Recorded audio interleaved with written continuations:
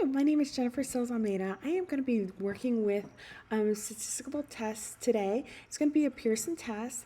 I'm going to use SPSS. First of all, I want to look at the verb analysis framework so we can go ahead and get started. So on this first one, what I would like to do is go ahead and read the research question. So the research question is is there a significant difference between average teacher per experience and percent meeting math? So need to see if there's a relationship between the teacher experience and how well a student does on meeting the math scores. Okay, so the first step in this would be the question deconstruction.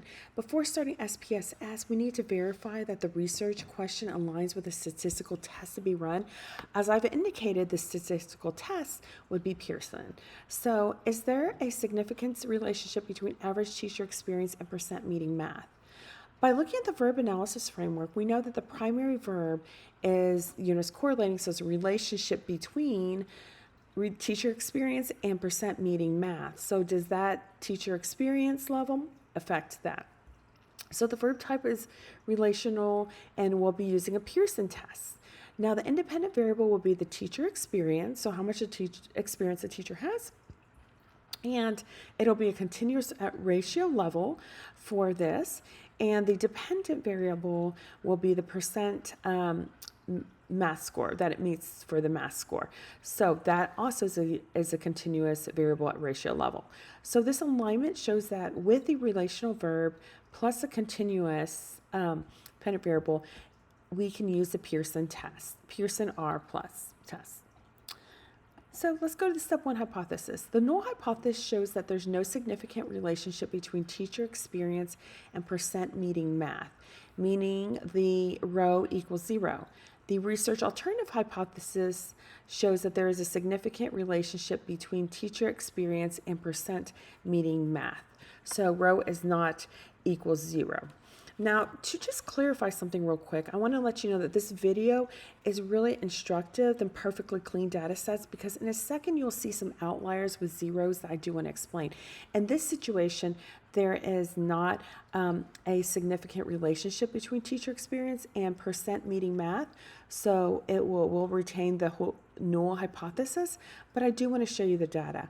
For directionality, will be discussed. In this case, directionality is negative, so R equals negative 0.168. So actually, as teacher experience increases, student performance slightly decreases.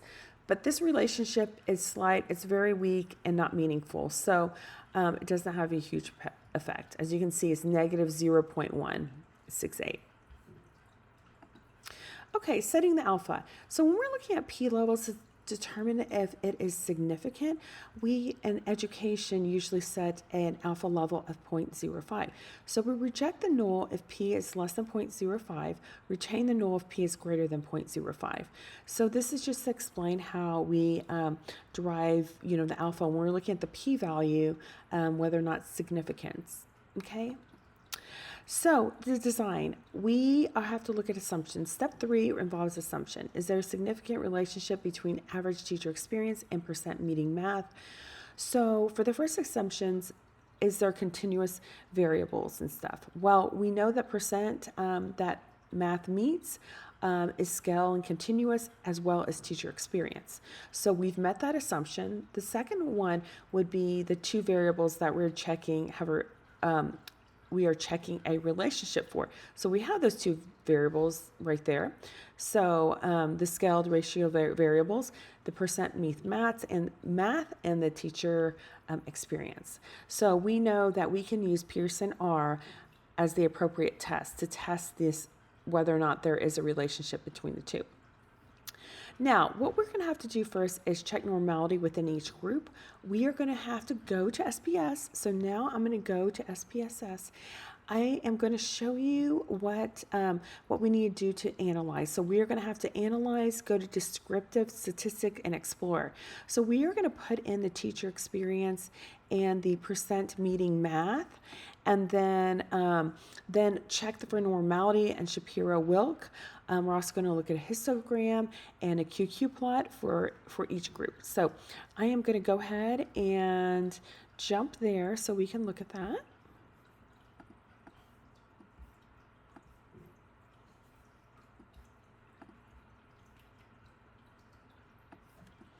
Okay, here we go. So the first thing that we're going to want to do is we're going to want to go to Analyze, then Descriptive Analytics. So we're in SPSS right now. This is the data, so I'll just go ahead and explain the data real quick. For the data, I would like to go to the variable view. So what we're looking at is whether or not teacher experience, the number of years experience of a teacher, will help, and it has a relationship with the percent meeting math. So we're checking to see, does teachers' years experience influence the math scores, whether or not they meet it. Okay, so once we have this data, and then the data view is actual the physical data that goes in there. So we're looking at percent meeting math. So just so you have an idea, that is how we're working with this. So now what we'll do is go to Analyze, go to Descriptive Statistics, and go to Explore. So on the dependent list, what we're going to want to do is, first of all, let's go ahead and put the teacher experience. So we're going to want that in there, dependent list.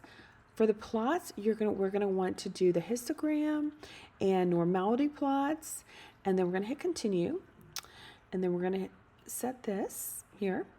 Now we're also going to want to do is we're also going to want to look at the percent meeting math. Okay, so what we did pull first of all was the teacher experience.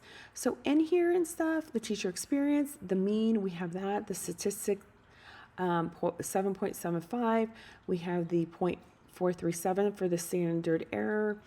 Test of normality, we see this, the test of normality for Shapiro-Wilk is 0.956, and the significant is 0.007. Now let's go and analyze and actually pull up the percent meeting math. So go to Descriptive Statistics, Explore, and this is where I want you to see see if these scores as far as the significance. We're going to check plots again, histogram, normality, plots with tests. We're seeing if it is normal, how the plots are or not. Okay, and then we hit OK. Great. Okay, so now what we have here and stuff is the percent meeting math. So N is the number, students, it was 80. Over here is the mean. So I'm going to show you the graph, but what it's showing is that percent meeting math. So the mean, the average of all the students and what they had, and their score was at 88.28. The 95% confidence is the lower bound was 83, upper bound was 92, median was 95. So it just shows you the skewness, negatively skewed, negative 3.863, and the standard error was 0.269. So again, it's greater than 0.05, so it's not significant. So looking over here, test of normality, this is very important. Percent meeting math. So we're going to analyze this. Shapiro-Wilk. So it was at 0.382. Okay. And then for the significance, it was at 0.001. Okay. So it was less than that. Okay, so the test of normality was significant. Now, if we look at the histogram, what we're going to need to be looking at here, what is going on and stuff is that we have a mean of 88.2. But if you look here, almost all of the scores are at that. So if this is 80 over here, 85, 90, 95. So most of them and stuff is between 85 and 95, right? Then for some reason, which we have to determine, there is several students that are at 0. So we need to see what is going on with this. Is it an error, or was there a reason why this was happening? The normal Q plot over here, as you can see and stuff, there's outliers, right? So at the 0 level, there's outliers, and over here, there's an outlier. Now, a lot of them, there is a little curve, as you can see. So the curve, it curves away from the line. And there are a few, like I was saying before, dots on the scatter plot that is separate. Now, how we got the scatter plot is by going to graphs, scatter dots, and simple scatter. So that's, and then you actually put for the teacher experience, it was the x-axis, and then for the math scores, it's a y-axis. And then you hit OK. So this is what we're going to show next and stuff. So on this graph, we've already done normality. On this graph, we're checking for the linear. So let me go back to linearity. So I do want to go to the slide to show you real quick. So I went over normality, and now I'm checking for linearity. That's where we're going to the graph scatter plots, and now we're checking over here. As far as significant outliers, we did see that they're outliers, but we need to check. Right now we're going to check the linearity. So if you look over here, so we have a straight line that goes all the way across, and that is right there at the 95. Okay, so the graph shows two main bands. So most dots in the strip are at 90 to 95, and then also at 80, right? So this is a ceiling effect. So they're all meeting right at the ceiling. Now, there is really no trend between when we go from 0 to 100, since they're all at the ceiling at the top from 85 to 100. And then we have these 3 or 4 that have actually, that are at 0. So we need to try to figure out why that is, and was this a valid number for this? We have to figure out why we do have outliers there. So when we are looking at everything, first of all, with assumptions, or we have to check if they're violated. The second one is checking for normality. So it was not normal, because that is not bell shaped. It was very skewed. It was clustered at the high end and a few low scores to pull the distribution out of shape. Because as you can see, it's not really, all of them are in one spot, right? Actually on this graph here. Yes. So when we're checking for normality, we looked at the histogram, we saw the significance, and we saw that for the Q plot and stuff, we have some that are outside of that curve. And also for the box plot, I do want to say, the outliers are right over here. Most of them, for the percent meeting math, they're around this area. Great. So check linearity. We checked linearity, right? So that was from when I was showing you and stuff how those dots were a little bit under that line that went up. And correlation bootleg, the bootstrap confidence level was 0.369 to 0.70. I'm going to show you now. It was actually negative 0.369 to 0.70. Since there was a 0, we cannot conclude a significant relationship exists, but I did want to show you the graphs on that. So for the teacher experience, what we have here is we have a p-value is 0.007. So this is statistically significant, and it was way lower than the p-set at 0.05. So when we're testing for normality, that's what it is. The Shapiro-Wilk, the statistic shows is 0.956, significance 0.007. Okay, and for the percent meeting math for this statistic on the test of normality was 0.382, and the significance was less than 0.001. So P is less than 0.05 at 0.001. So data shows not normally distributed. Over here and stuff was the bar graph on the histogram. So the histogram indicates that the majority of values for the percent meeting math are concentrated at the higher end. So this over here is like 90 to 100 was most of it, suggesting that most of the students or groups are meeting math standards at a high rate. So the overall mean was 88. So you can see it right here. It says mean 88. And it reflects strong performance. Although there's a relatively large deviation at 20.95, and this indicates variability in the data.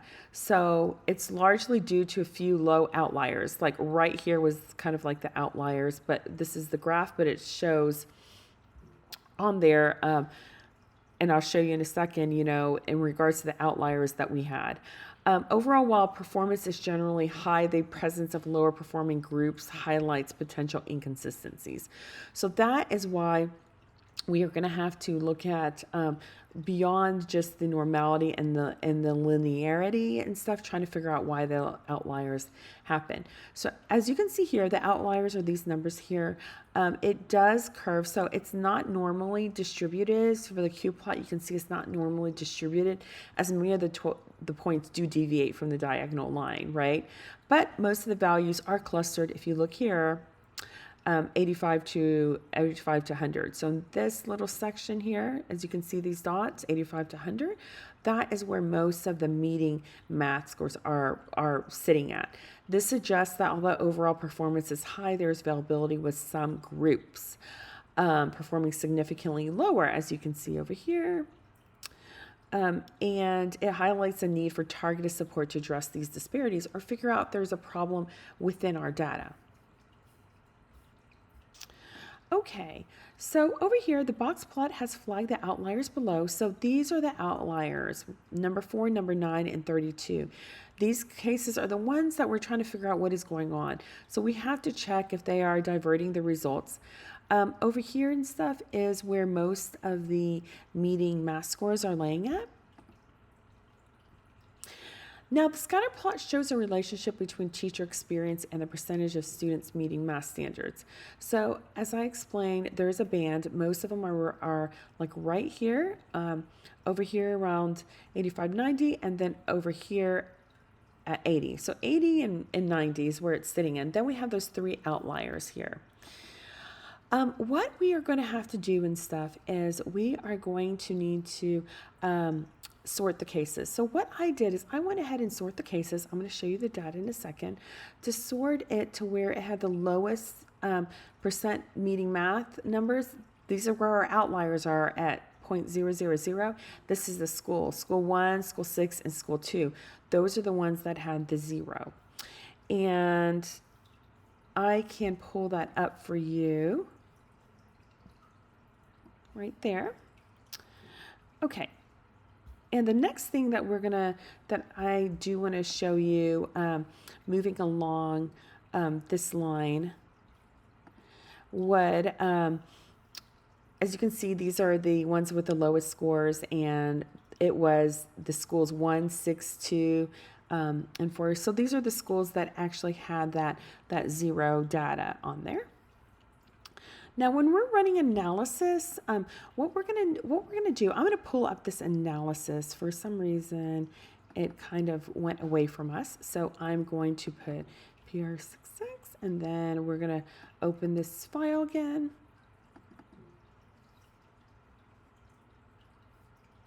Okay. Wait for SPSS. It's rebooting again.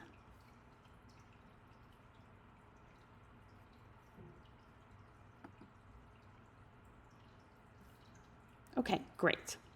So what we have here and stuff is the one that we're looking at.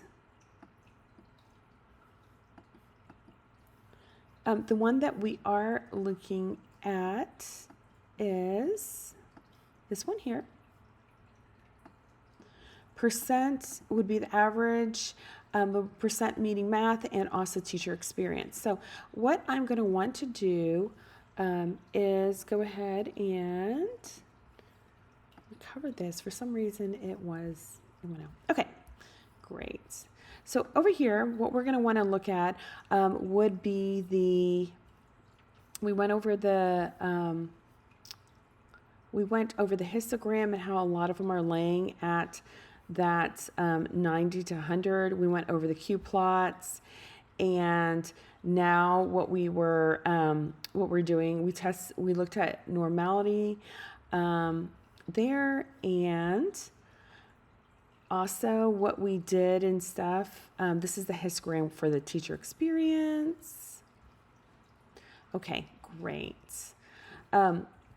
So percent meeting math. So what we need to do now is we're going to want to look at the correlation and bivariate. So the correlation bivariate, you click on that, and we're going to need to look at our variables. So the variables that we're going to want to look at was teacher experience.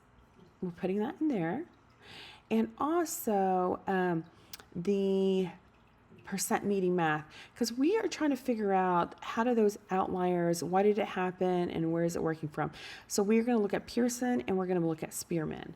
And bootstrap, we just have to make sure that we're performing bootstrapping. The confidence interval will be at 95. It's going to be not one-tailed, but it's going to be two-tailed, and we have to click flag significant correlations. Great, so it's going to pull up some information for us, and then we can go over this. Okay, so when we're looking at that, so we were over here, we have the outliers, we know they're right here, right? And we have the bootstrap specification. So the confidence interval level is 95%. Now we're looking at bootstrap. If you look here, the lower number and the upper number. So the lower number is negative 0.359. And the upper number is 0.070. So the zero falls in between that. For the percent meeting math Pearson correlation, it's negative 0.168. So that means as teacher experience raised, actually the scores went down a little bit. But it's so small at negative 0.168. Now the significance for the two-tailed was at 0.136.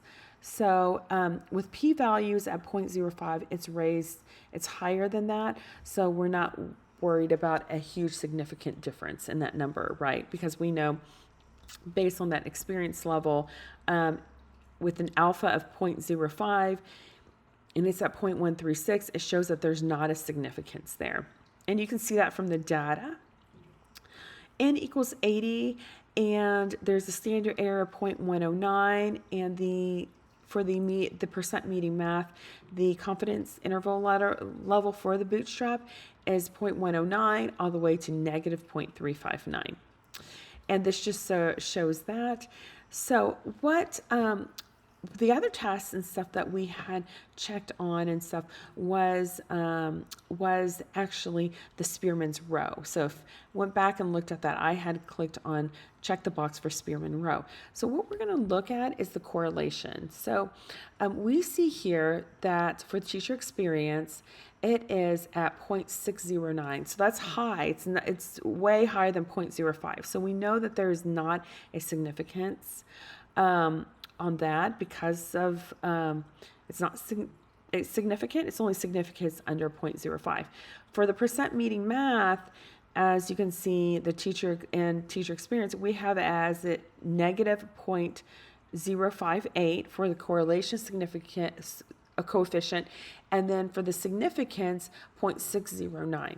So it was not significant because, as you know and stuff, the teacher experience did not have a big effect on the math scores, right? And it shows this by the numbers in the graphs.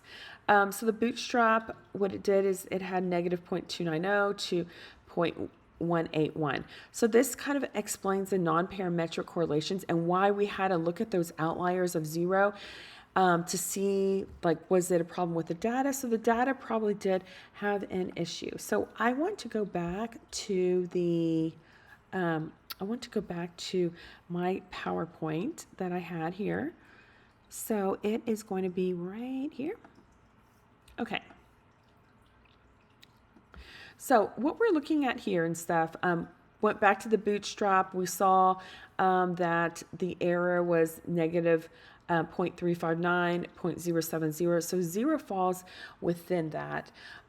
So this way, this kind of like shows you what the correlations are, and also, is it significant? Is it not significant?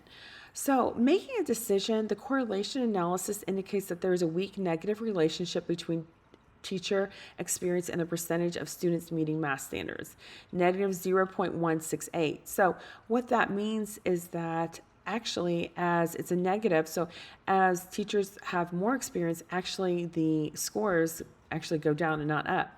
So this relationship is not statistically significant because the p equals 0.136. Again, the alpha has to be, if it's above 0.05, this one is 0.136, so it's not significant.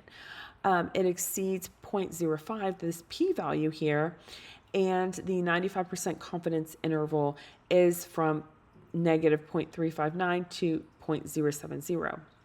So since this confidence interval equals 0 and stuff, so as you can see, since it is a negative number to a positive on this confidence interval, because of that, as you can see, it includes 0, so the results suggest that this relationship is not meaningful, maybe due to chance. So with a sample size of 80, these findings indicate that teacher experience alone, so this is the key, that teacher experience alone does not significantly predict student math performance. So the year's experience of a teacher does not have a significant effect on that. And it's not, in regards to the relation and correlation between the two. So in the context of like MTSS, this suggests that factors such as instructional practices and intervention would have a higher impact than just years of teaching.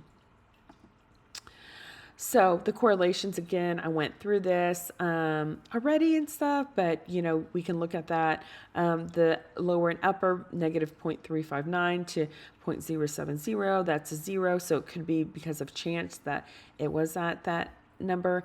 And percent meeting math, we have teacher experience, negative 0.168. So I know I've gone over this number several times, but that just means that actually had a negative effect. So what that means is that with the gain of teacher experience, actually the scores are lower. So the correlations here, you can see that Spearman's row, which we had to pull up and stuff because of the outliers, and it shows the correlation coefficient of negative 0.058, and the significance two tells is 0.609. So that means since it is high, no significance there. Okay, so the APA results. So what we saw today is that a statistically significant relationship was not found between the average teacher experience and the percent meeting math at the school level. So teacher experience did not have a significant effect on that, and there was not a relationship between the two. So R is 80, so the R equals negative 0.168, and I've explained that as well, just saying that the fact that teachers have more experience actually results in the scores being lower, so that did not cause more experience equals higher scores. So P equals 1.136, it's greater than 0.05, so this did not have a significant effect since it would have to be less than 0.05.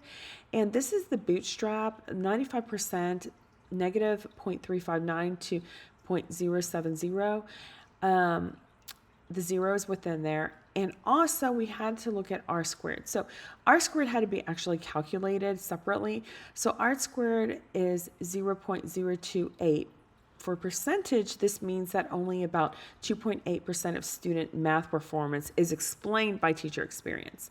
So again, it's only 2.8% of math performance explained by teacher experience, so is not significant. The other 97.2% is explained by other factors. So those other factors includes like within the class, instructions, interventions, student needs. So this actually shows a weak trend. So for the research question, there is a weak trend between average teacher experience and having like math scores meet the school level.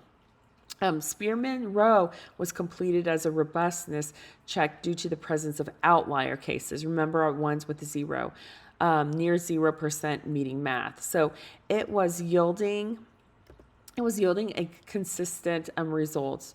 Rho equals negative 0.168 and the P equals 0.136, saying there's not a significant effect between the two. Okay, so practical significance. What does this mean? So the practical significance, what this means is that the findings do indicate that there's no consistent relationship between the teacher experience and the student outcomes, as more experienced teachers do not necessarily produce better or worse results. So in practice, what this means is that a teacher with only a few years of experience can be just as effective as a teacher with many years of experience in the classroom. So consequently, differences in student performance are likely due to other factors such as quality of instructional practices, effectiveness of MTSS implementation, and specific needs of students rather than the years of teaching experience alone. So the bottom line is that the result demonstrates that teacher experience is not a meaningful predictor of student math performance in this data set. So there is no statistically significant relationship between the two, indicating that increases in years experiences do not consistently lead to better or worse student outcomes. Instead, the findings suggest that other factors such as instructional quality, effectiveness, use of interventions, and MTSS, and student-specific needs play a more influential role in determining student success. I hope this makes sense, and you've gained information on Pearson and also how the relationship between the two did not have a significant effect. And this was by looking at the alpha levels, the P numbers, and the outliers that we had looked at, also using Spearman's Row, because we did have that, and looking at all the correlation data. Thank you so much, and I hope you have a great day.